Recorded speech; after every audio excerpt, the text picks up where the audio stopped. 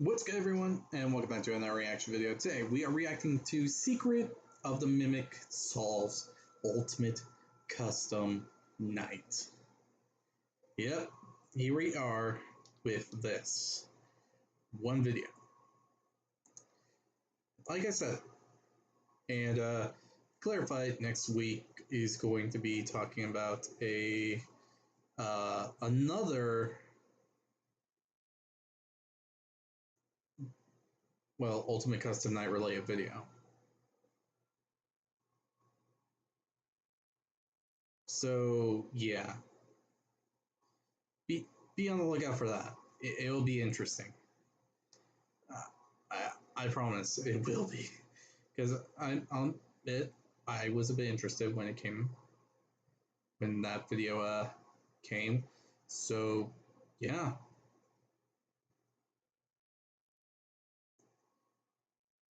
Okay.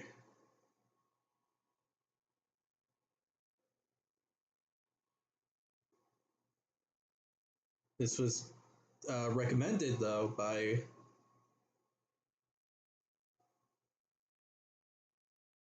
um, TD LARPs. Yeah, TD LARPs. They recommended this video, and yeah. So here I am doing it, and this video was made by. Huh. Usually that shows who made it.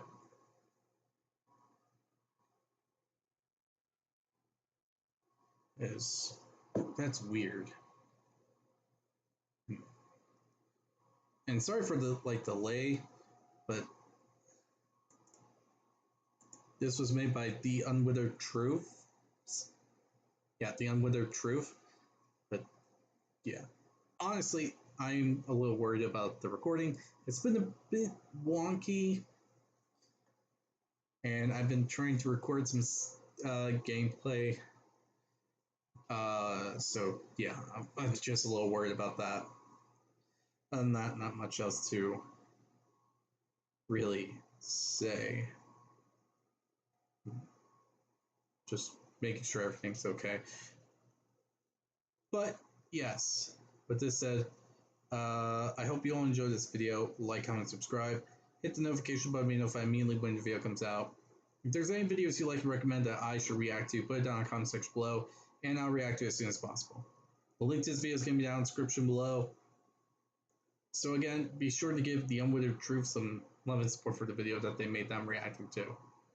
Now with this all said, hope you all enjoy, and I'll see you all. I guess different thoughts and all that are going on around in my head. I'm mixing them all together. Let's get right onto this video, shall we? Oh, this song. This music. Okay.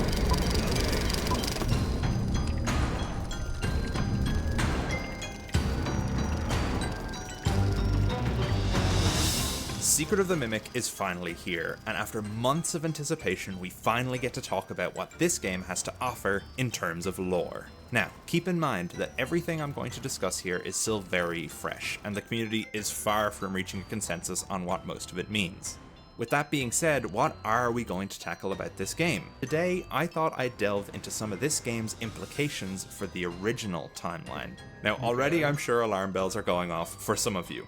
There's a particular theory which this video is going to build off, which has been controversial in the community since a few of us started discussing its potential back when the game came out. But that being said, I implore you to watch this video all the way through, take what I say into consideration, and then hit me with all your rageful feedback in the comments below. For those of you who have no idea what I'm talking about, strap in, because it's gonna get wild. Okay, so without any further ado, let's jump into what I think Secret of the Mimic changes about Ultimate Custom Night.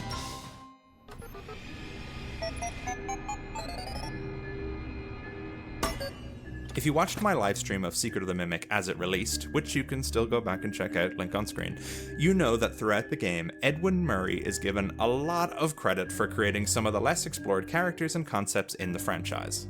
Edwin is the inventor behind the Mimic technology, but is also responsible for having created the earliest versions of the Mediocre Melodies, Candy Cadet, Trash and the Gang, Sun and Moon, Monty and Roxy, and even the very concept of recycling. I am recycling. Edwin Murray coined the term, and it will soon be an Edwin Murray invented recycling! It seems that MCM is the one-stop shop for FNAF character backstories, just like Oscorp in the Andrew Garfield Spider-Man movies, or like one prequel movie's worth of Han Solo iconography. Alright, here's your gun, here's your spaceship, here's the AI on board your spaceship, and here's a best friend for life. Now, that all comes to about a trilogy and a half worth of content. Now, admittedly, some people are falsely attributing some other character's creation to Edwin as well, something I was definitely guilty of during the stream myself. I don't think that'd be true. I mean, if Edwin was a part of the creation of making the characters, I don't think he would have made them all. In truth,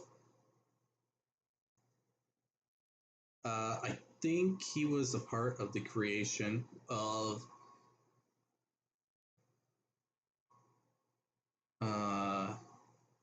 like Chica, Foxy, and any other characters, but when it comes down to Bonnie and Freddy, that has to be William Afton. Because with everything that was said, and by following everything, the two were essentially just character suits.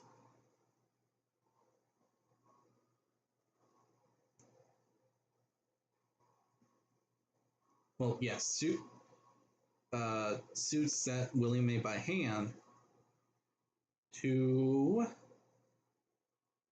well, made for his business, basically. So, yeah, those were probably be William's only creations. If we're talking about the animatronic body and all that, yeah, it would definitely be Edwin Murray. However, I think the game gives us just enough wiggle room to still give William and Henry the cred for designing the classics, the puppet, and even the original Springlock suits. Of course, later inventions like the Funtime and toys might be influenced by the Mimic. I'm looking at you, Circus Baby Chip. But for now, Edwin's only directly responsible for these side characters. Oh, and his wife designed Chica. We'll get back to that later. But why am I talking about this? Well, we know that in Pizzeria Simulator, Henry's goal to gather all the sins of Fazbear's past results in Michael at least purchasing some of, if not all of these MCM inventions. And where does the FNAF 6 fire lead? Straight into Ultimate Custom Night, William Afton's personal hell designed for him by the one who should not hear. Here and always watching. Discussing the identity of the Vengeful Spirit in UCN is one surefire way to start a flame war in any comment section or Reddit thread it's brought up in. People will argue for hours as to whether Cassidy, the supposed spirit cohabiting Golden Freddy with the Crying Child, or Andrew, a Frights character who fulfills a very similar role, are the true one that William shouldn't have killed.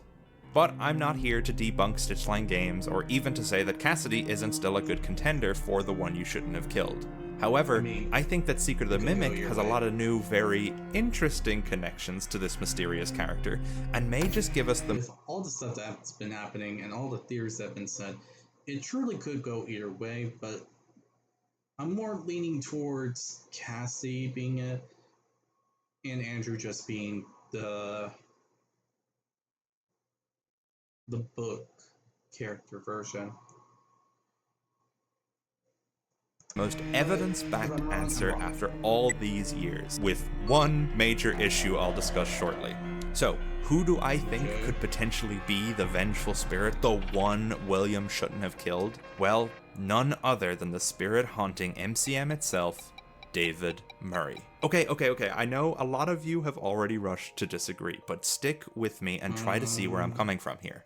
I have found a I'm ton just gonna of let ties you between speak. David and the Vengeful Spirit.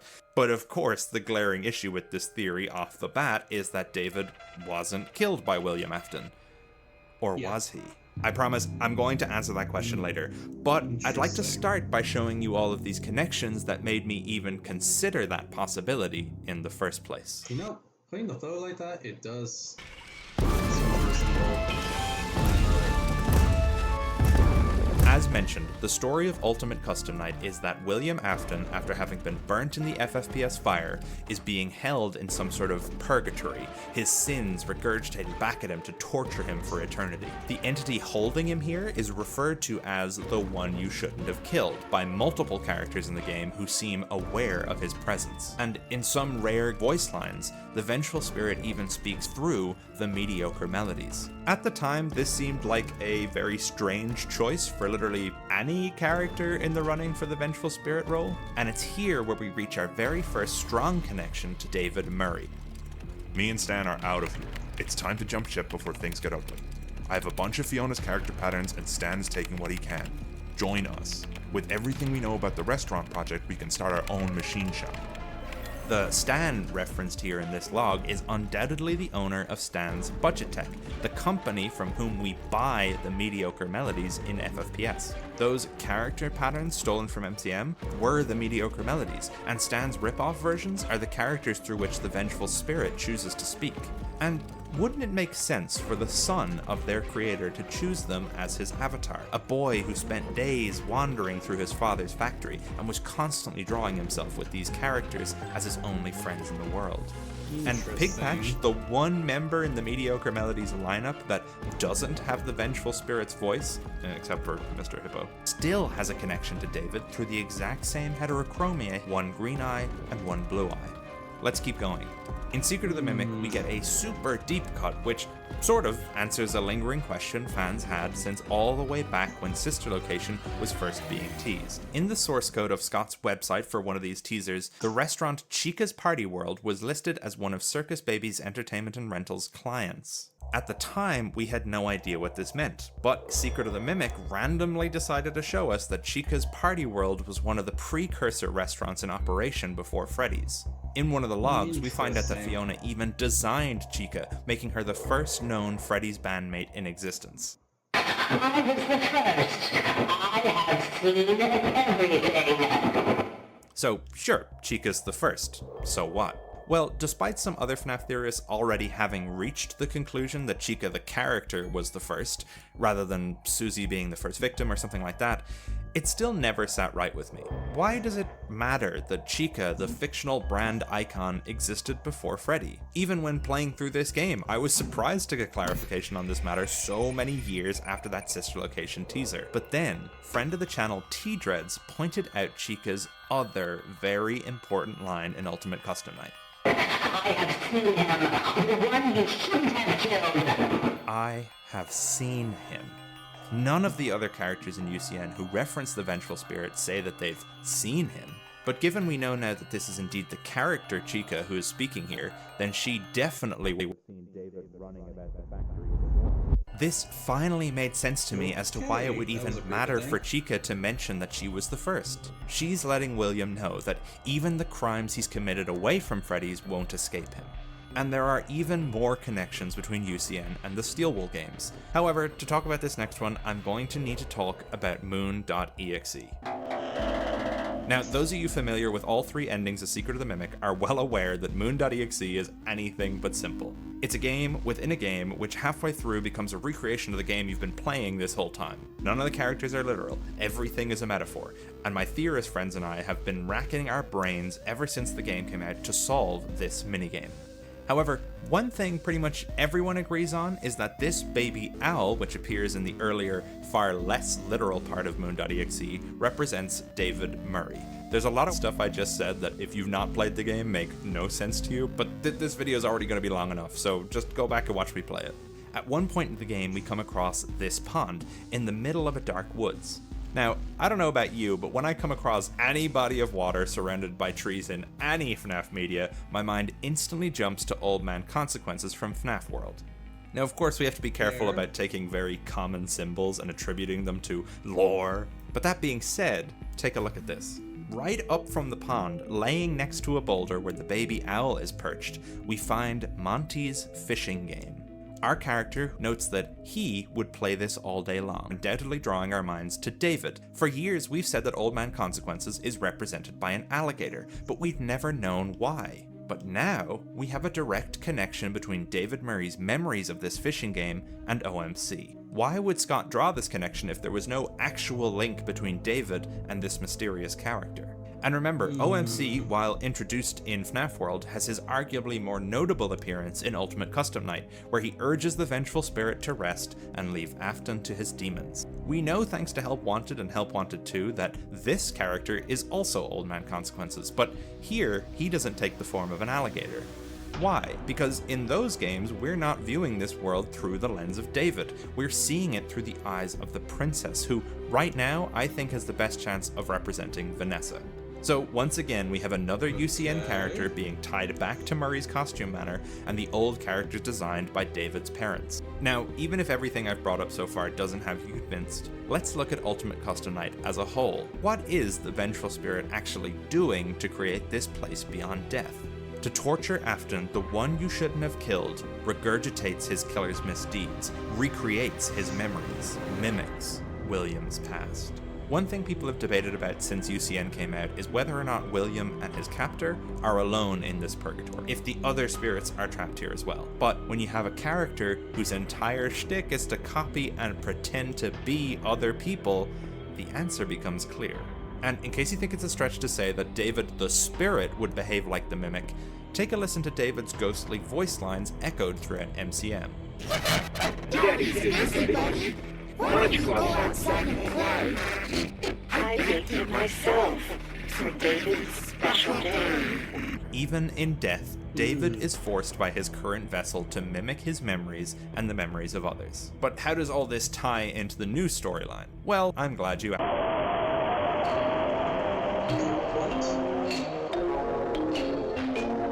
Throughout Security Breach, Ruin, and Help Wanted 2, we find Nightmare's Own plushies scattered about the Pizzaplex, Old Pizza Place, and even within Princess Quest 4. We even have staff bots painted to look like nightmarish versions of themselves with razor-sharp teeth and stripy arms. We've never known why this character in particular is so prevalent throughout these new games, and it honestly seemed like a pretty random inclusion on Steelwool's part. Well, not anymore, because with this theory in mind, I think I have an answer. If F10 is still around in the modern era, which she almost certainly is, then her entire goal, as established in Secret of the Mimic, is to revive David by any means necessary. I think that means that David's spirit is still lingering throughout the Pizzaplex, still haunting the ruins of what was once his father's factory, wearing the guise of a character who is literally the face of Ultimate Custom Night Nightmare's Own. I think these plushes might represent David's continued existence into the present story. Whether or not he's still torturing Afton's soul is unclear, as if Glitchtrap is the real William who has somehow escaped from UCN, then David will surely want to drag him back to Purgatory along with him. But I think David's presence in the current story expands far beyond his spirit lingering. As we see in Secret of the Mimic, David is simultaneously possessing the Mimic and projecting himself as the White Tiger throughout the building. Some people think that M2 isn't possessed at all and that the White Tiger is actually David, but I'll remind you that David's ghost voice repeats M1 and M2 lines, which I think is Scott's way of telling us that ghosts can both possess an animatronic and project beyond it, while still being bound by their programming, sort of like a familiar golden bear. We also have Gregory, who many theorists have come to the conclusion that he's some sort of recreation of David.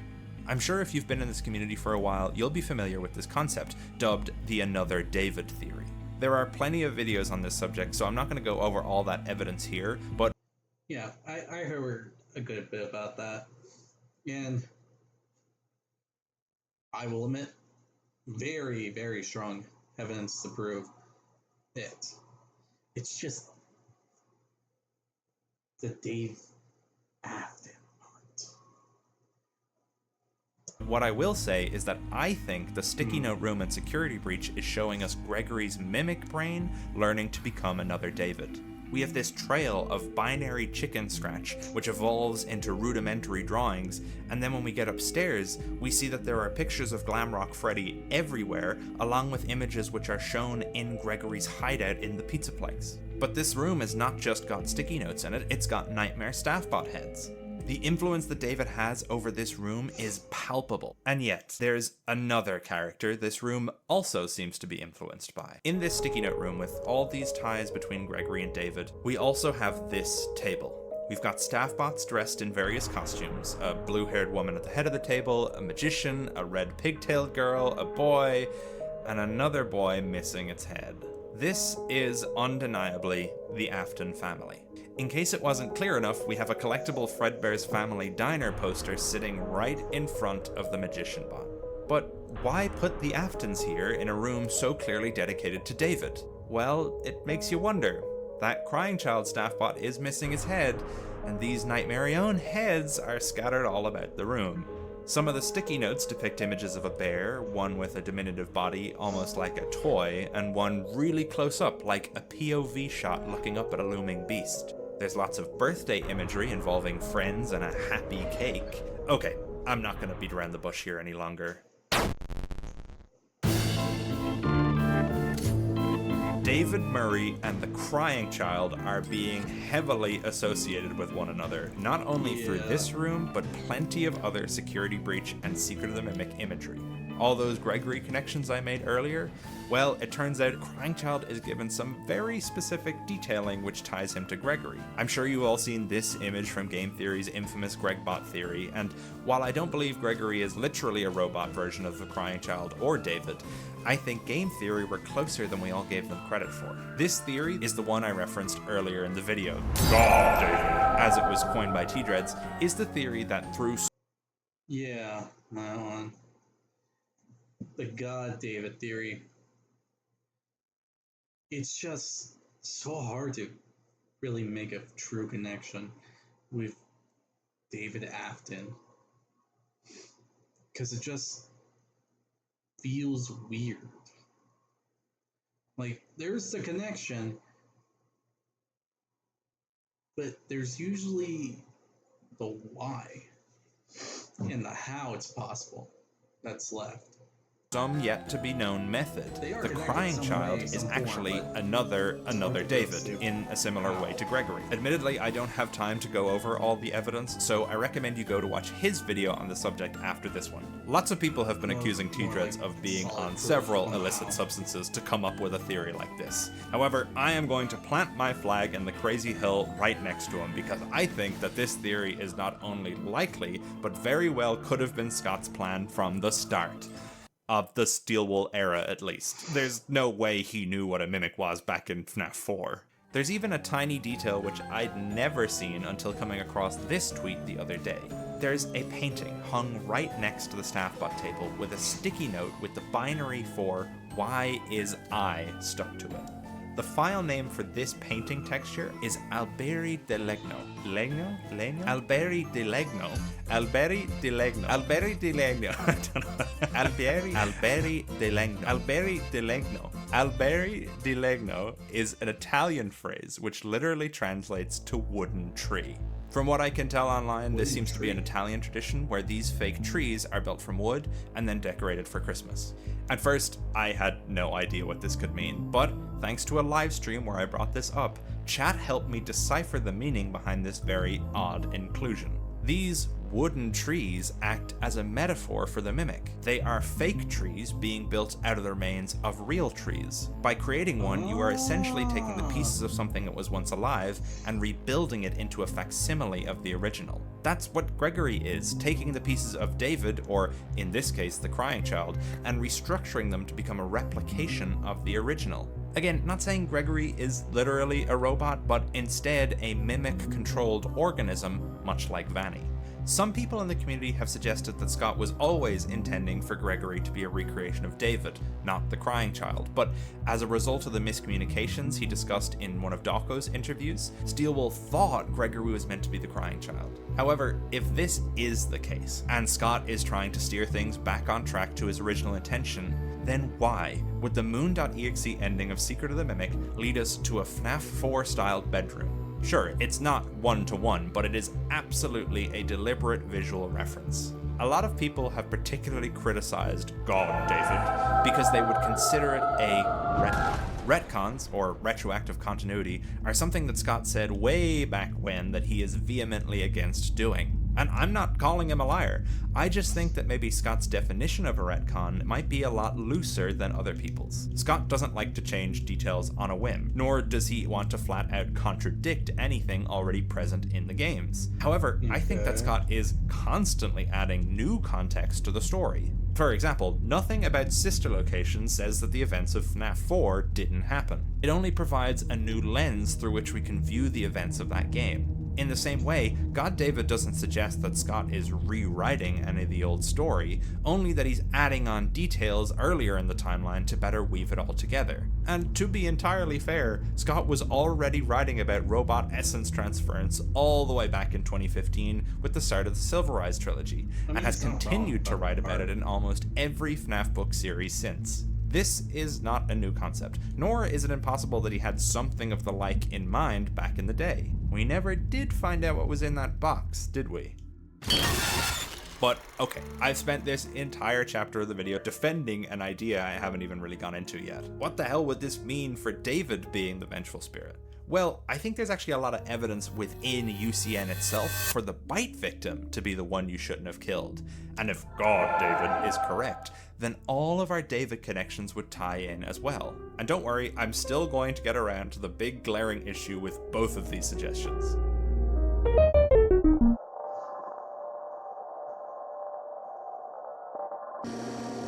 As mentioned before, Old Man Consequences is a character introduced in FNAF World, a game entirely centered around putting the crying child back together. Some, including myself, even believe that the entirety of FNAF World is occurring within the crying child's broken mind. Look at this map layout. It's shaped like a brain, with a very dead zone right where his frontal lobe should be. Old Man Consequences exists in the deep recesses of CC's subconscious, and if we travel there, we're represented by this 8-bit sprite which the community has dubbed Red Bear. At the beginning of the game, we're told that the player character has been created for one thing, to set his broken memories in place so that the MCI can use them for their happiest day in FNAF 3.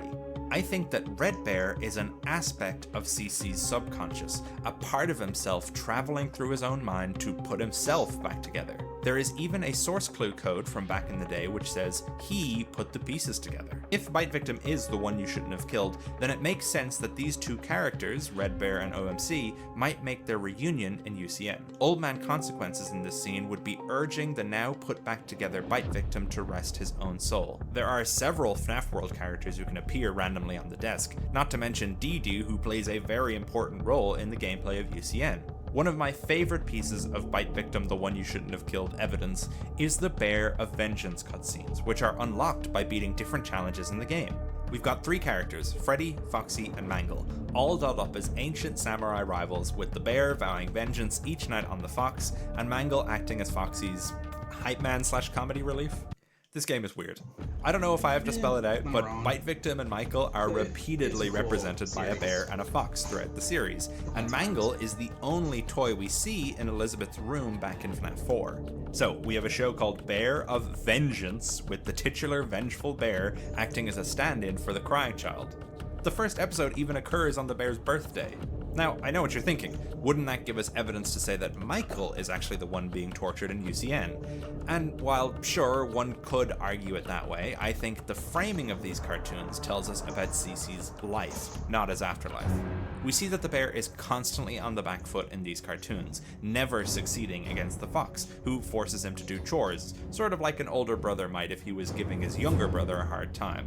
One of the endings is even at Christmas, which kind of ties it back into that very diagnosis Nemo thing from earlier. Anyway, from these cartoons, I think we're supposed to infer that CC is actually more likely to hold a grudge than we may have first realized, given his behavior in FNAF 4. These intermissions are unlocked every 700 points, alternating between Bear of Vengeance and Toy Chica at the high school years, which we know represents Afton and his victims. So we're getting CC backstory and William backstory interwoven with one another. There's also a ton of Golden Freddy imagery throughout UCN. Go watch 14 Theory if you somehow managed to avoid seeing that in the last few months. That means we're linking the vengeful spirit, who is referred to with male pronouns, to a spirit which is within that animatronic. Now, I know some people, including myself, have argued that those pronouns are referring to the character of Golden Freddy, not the spirit, which could still be the case, but considering Scott uses the image of his son as the vengeful spirit, and all of these connections to the bite victim, maybe we were too quick to dismiss this evidence. Some people think that Scott said in the past that this image of the one you should not have killed is non-canon, but all Scott said in his Reddit post was that he and his family were not canon, meaning his son, Jason Cawthon, isn't literally the vengeful spirit. He wasn't saying that the vengeful spirit doesn't look like him.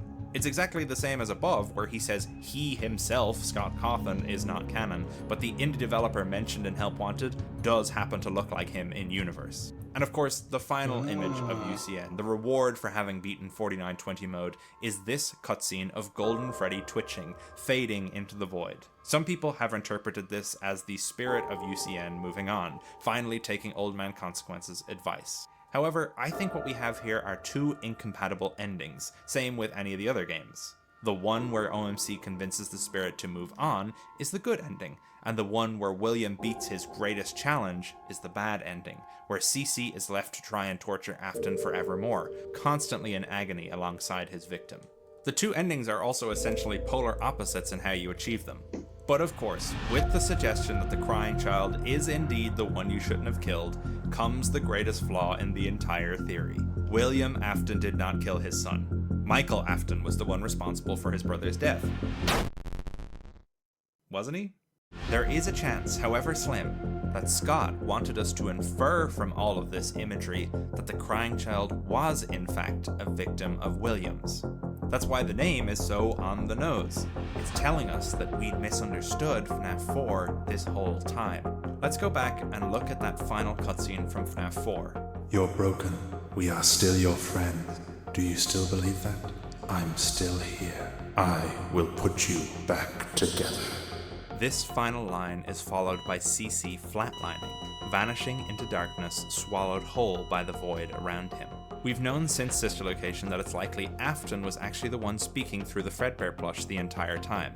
It's sitting in his office next to the Nightmare Chamber screens, and he also uses the same language to instruct Michael to put his sister back together after her untimely death. We even have this line from Nightmare Fredbear, definitely representing CC in some way, from UCN. We know who our friends are, and you are not one of them. I wonder if CC's flatline wasn't just him passing on as a result of his injuries, but instead an intentional pulling of the plug by Afton. William would know that until he could manipulate his son's soul after death, he would never be fixed. If Afton intentionally ended his son's life in a twisted pursuit of reviving him, then the crying child could absolutely be a contender for the one you shouldn't have killed. If you think that's a stretch, listen to Toy Chica's final words in the last intermission before we unlock the Golden Freddy cutscene. But tomorrow is another day. Scott is reminding us that William was the Fredbear plush, trying to draw our minds back to FNAF 4 and making us question how his son could be the vengeful spirit. We even have this secret Afton victim represented by a foxy hook, potentially a hint that this is Cece's death, as it was spurred on by Michael's actions. Now, being completely honest, I'm not a huge fan of the idea that this very important event, where Afton takes Cece out of his bed and brings him to the Golden Freddy suit and spring locks him or pulls the plug on him or whatever it is, occurred off screen. And we're supposed to figure out that happened by deducing a separate answer which on its own makes very little sense. Kind of feels like beating a square peg into a round hole and then going, see, I told you it could fit. That being said, all of this FNAF World imagery combined with Bear of Vengeance, 14 Theory, and Golden Freddy, everything except Bite Victim's demise seems to point towards Cece being the vengeful spirit. So yeah, thank you for watching, and oh. What's that? I'm being reminded that this is a Secret of the Mimic theory, and I've been talking about Crying Child for way too long. And now it's worse because I'm repeating everything into the microphone. Okay, jokes aside. How does this all tie back into David Murray? I like we have that reference. an explanation for the crying child's death, but maybe there's more to this than meets the eye. Considering all these connections to David Murray, maybe Scott is deciding to clarify things by making another one of Afton's victims be the reason for... Wait, no, David Murray wasn't killed by Afton either. He was killed by a white van. I was sent a package by Steel Studios.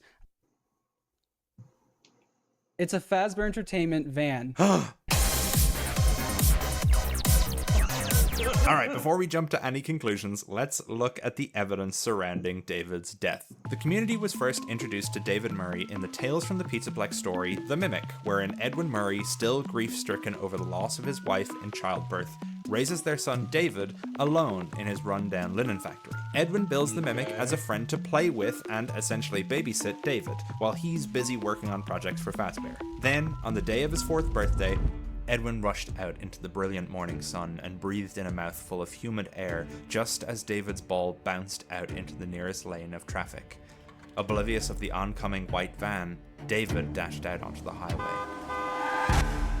As I've already said, Secret of the Mimic goes out of its way to confirm that Tales is set in a completely different continuity. Now, that being said, the Tales story sort of primed the community to make certain assumptions about the game's story going in. Sure, the details were very different, but the broad strokes, if you squint a little, are pretty much the same. That means that when we saw this ball belonging to David and found out that he was killed on factory grounds, we all assumed that he died in a similar accident to the books, unless you're Candy Bunny. Edwin even has an audio log speaking to his lawyer about how David's playground is built too close to the loading bay. However, I'm not sure that things are as simple as they seem on the surface. After David's death, F10N4, the Mimic program mimicking Edwin's dead wife, speaks to Edwin at home about the death of their son. Edwin, it doesn't make sense. It's terrible, and there's no logic behind it. Doesn't make sense. No logic behind it. It's an interesting turn of phrase for a robot to use when seemingly describing an accident. I mean, building your son's playground too close to active heavy machinery and then him dying as a result? Unexpected? Maybe. Tragic? Most definitely. But illogical? I don't think so. The fact that Fiona here is a program, which is shown throughout the game to be less connected to her emotions than she might let on, means that her using this language to describe David's death might betray that there's more to this story than we realize. In fiction, logical actors usually attribute illogical results to difficult to understand human behaviors, not accidents. I wonder if this log might hint that David was killed intentionally by an unknown person. Let's keep digging to see if there's anything else we might come to understand about Afton's potential involvement in David's death. Throughout the game, William Afton's presence is made very well known. Through employee logs, we discover that Afton is working for Fazbear Entertainment in some unknown corporate position. I say working for because this game pretty handily confirms that William and Henry couldn't have founded the media conglomerate themselves. The company seems to have existed all the way back in the 1930s, given this Fredbear's Singin' Show poster. Note the pie-cut eyes, low ticket price, and the fact it's printed in black and white. The accompanying advertisement record we find in this game has Fazbear Entertainment's name emblazoned on the back, which means that unless Henry is pushing 100 years old by the time of FFPS, he probably didn't found Fazbear. Same goes for William. Anyway, in these company logs, we discover that William is attempting to ruin Edwin's company and poach all of his employees for Fazbear. We are almost there. I need the rest of the Murray staff contact info. The sooner the better. You get that for me, and I can sweeten the deal. How would you like to manage one of our new franchise locations? Ken, after one interview, they offered me the job. It happened so quick. No questions about my work or skills. They asked one question. When can you start? I'm gonna make double what I make here. You should come with me. There's a referral bonus if we can get more Murray employees to jump ship. We would love to have you on as a lead engineer. Although we now technically own the land, we would never touch the house your parents built. We feel this offer has been more than fair, considering how far behind you are. It's just too much for you to handle alone. We are awaiting your response. These are just a small sampling of William's looming presence over the entire game's story. I think we're able to infer a few things from his behavior here when we compare it to his previous appearances. Stop me if you've heard this one before. William Afton, jealous of a business associate's success, drives up outside that associate's place of business and sees their child who has been left unattended outside the building. William kills the child and speeds away, right before an animatronic designed to protect the child discovers their body and is infused with that child's spirit. William then goes on to systematically destroy that partner's livelihood so that his own venture can swoop in and become the top dog in their industry. Due to the massive success, and even more so the unfortunate closing of Murray's Costume Man, it was clear that the stage was set, no pun intended, for another contender in children's entertainment. That's right. I think William Afton's murder of Charlie Emily and his targeting of Henry's business was actually a repeat of what he did to Edwin Murray, establishing this ruthless killer's MO. If you're wondering why Afton would try to tank Freddy's after clearly working for Fazbear to start Freddy's in the first place, I think it's all to do with Henry taking over that restaurant while Afton keeps working at Fredbear's like we see in FNAF 4. Once Fredbear shuts down after the big bite, and then Circus Baby's Pizza World fails as well, Afton needs his next venture to succeed. As Hand Unit says, Freddy's closure sets the stage for Entertainment and Rentals to swoop in and steal the limelight. He even goes back to try get the reopened Freddy shut down in FNAF 2. Going back to Afton's methods, there are a few more ways we can link Fazbear to David's death. In the lead up to Secret of the Mimic's release, Steelwool pulled some viral marketing by sending a handful of FNAF YouTubers packages filled with swag promoting the game. One such item was this white van paperweight I showed earlier. Not the same colors as the van in the render we saw. John here is correct. It is different to the van that Arnold drives in-game, and even the one parked outside MCM belonging to the previous team. It's specifically a white van. And in the Tales books, as mentioned, David is knocked down and killed specifically by a white van. As we've already gone over, these books are not in continuity with the games. But what if this detail could be hinting that a white van was still involved in David's death? But in the game's continuity, it's a white Fazbear Entertainment van driven by Afton. I'll admit, this could just be a result of whatever company made these for Steelwool not having the right color material, but I think it's interesting nonetheless. Fazbear Entertainment, the YouTube channel, not the company and universe, also found that in David's secret hideout in the Storytime showroom, one of the pictures David's drawn features himself holding a pair of balloons, colored and placed identically to the... There's a dog.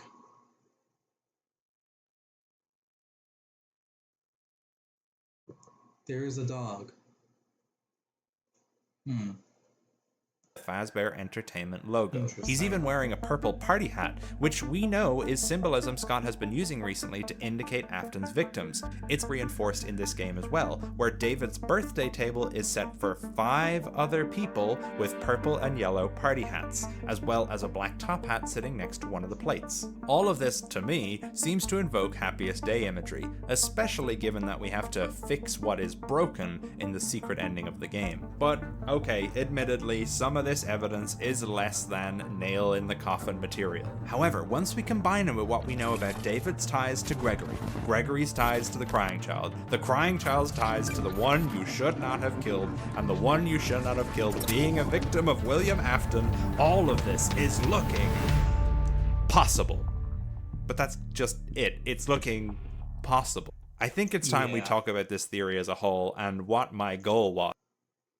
It's possible. Not canon, not true. It's like saying, I could possibly score a goal from a 60-mile long distance. Doesn't mean I could or I can. It's just possible to do it.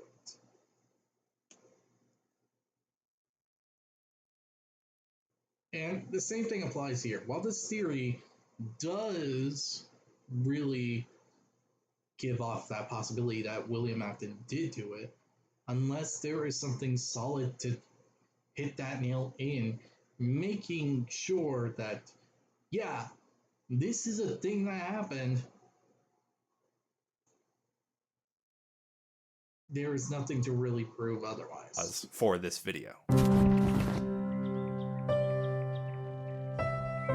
So, after everything I've presented, do I actually think that anything I've said is 100% the case and undeniably true? Well, no. Not really. There's a lot of wish-washy evidence or big gaps between points which are yet to be filled. However, do I think what I've presented today is a valid way to interpret the evidence? Absolutely. You see, when the FNAF theorizing community started back in the good old days of Purple Phone Guy and Foxy is a Good Guy, there was very little information for theorists to go off. We had a handful of games worth of story with not a whole lot of said story being super clear. Night-to-night gameplay was the closest thing we got to a plot back then, and all of the lore was to be deciphered and created within the mind of the theorist. Over time, Scott has provided us with more and more narrative in each new release, and with the latest Steelwool games, we've got 3-act structures, character arcs, action, set pieces, the usual suspects for AAA games. This franchise has changed a lot, but that's not a bad thing. However, theorizing about these new games has become an interesting balance between deducing and predicting. We're no longer just dealing with solving one game, we're also trying to foresee where Steelwool are going to bring us and how all of that fits into the wider timeline that we already have. I think a lot of people are still in the mindset of the older games, where each game is to be solved, where we can come to a pretty good consensus and put a stamp of approval on almost all the answers, when, in truth, the next game Steelwool produces could completely throw everything we think we know into disarray.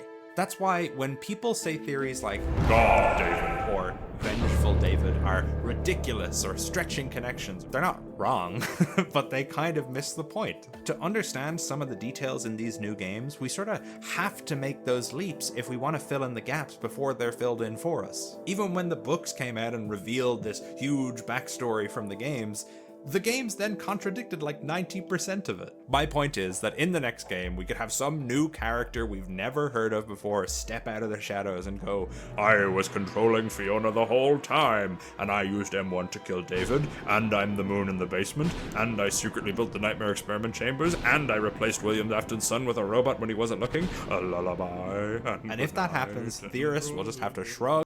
Yeah, I mean, he has a point. And say, yep, I never saw that coming. In that context, everything I just said here today would be absolute insanity, but it wouldn't be a million miles away either. So, sure, there are maybe some more solid theories I could have tackled on Secret of the Mimic, but this game has led me to better appreciate what theorizing in the Steelwool era can be. Think of it like trying to finish a jigsaw puzzle, but one where you don't have the box. Right now, we have maybe half the puzzle finished, so we don't yet know what the full picture is going to end up being. Some of the image is pretty clear, while other parts are a little less easy to understand without their surrounding context. Theories like the ones presented in this video are focused on that empty space, an attempt to guess what the finished jigsaw is going to look like based off of what we can make out on the edges of the pieces we have in place. Other theories, like for example Candy Bunny's Moondrop theory or Gibby's Moon.exe interpretation, are more like interpreting the images on the parts of the puzzle we already have completed. Both are valid, but neither have the full puzzle put together. Now, of course, you can have your preference for which style of modern era theorizing you prefer, but as I'm no stranger to a bit of self-indulgent fanfiction myself, the predictive method is something quite attractive to me when it comes to these newer games. But what do you think? Am I insane? Is there absolutely zero evidence for anything I've suggested, and I'm even crazy for trying to predict it in this way? Tell me in the comments below, or leave your own crackpot interpretation for where the next Steelwool game might be headed. Doesn't matter how crazy it is, this is a safe space, go for it. For those of you who missed it, I recently turned on channel membership, so if you like what I do and want to support me, that's it. Okay, so here's what I think. I don't think the theory's crazy, I don't think it's out of pocket, and I don't think it's far away. That's the thing about theorizing. We're essentially just throwing together what we can find connections of, but is it perfect? Is there some stuff missing? Is there contradictions? Of course, there's always going to be contradictions to theories that we say. That's the whole thing about theorizing. We hypothesize what the conclusion is. We experiment. We find evidence. And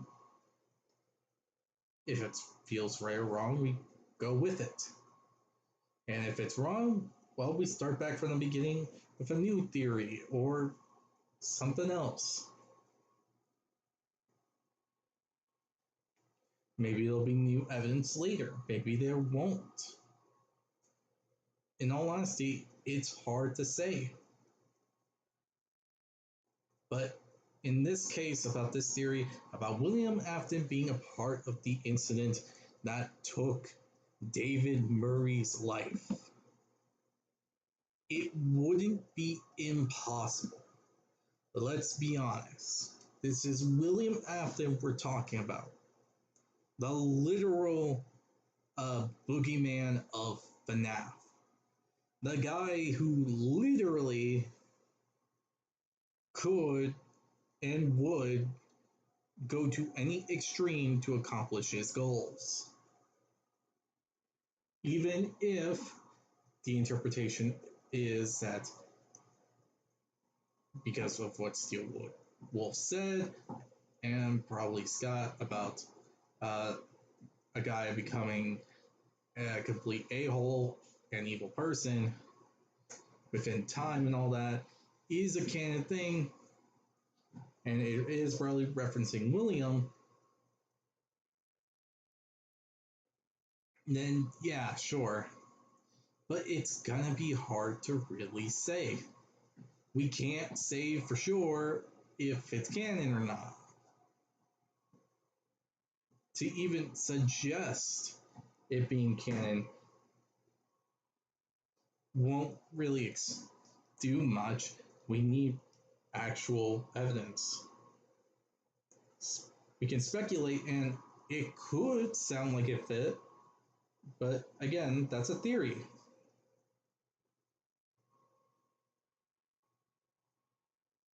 That's the thing. We theorize what's going on in these games. That's all it is, really. It's not complicated, it's not crazy, it's not insane or anything like that. It's just something we theorize. And do I think there is a connection between David Murray, David Afton, and Gregory? Yes, there's obviously a connection, but the whole David Murray and David Afton is a bit wonky because there's nothing to make it solid. A connection between Gregory and David Murray, yeah, it's very strong. And we could make a bunch of speculations on the connection between David Afton and Gregory, or David Afton and David Murray. Like I said, not a lot of information left when it comes down to it, unless there's some kind of secret information that we're not aware of.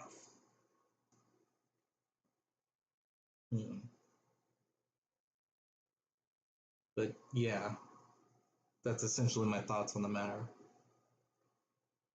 So tell me what you think in the comment section below. I'd like to hear your thoughts and opinions on this theory, and your thoughts on the whole William being the guy that actually made the accident happen to David Murray. I'd like to hear your thoughts and opinions on the matter. So I hope you'll enjoy this video. Like, comment, subscribe, hit the notification button to be notified immediately when the video comes out. And other than that, I'll see you all next time. Bye, everyone.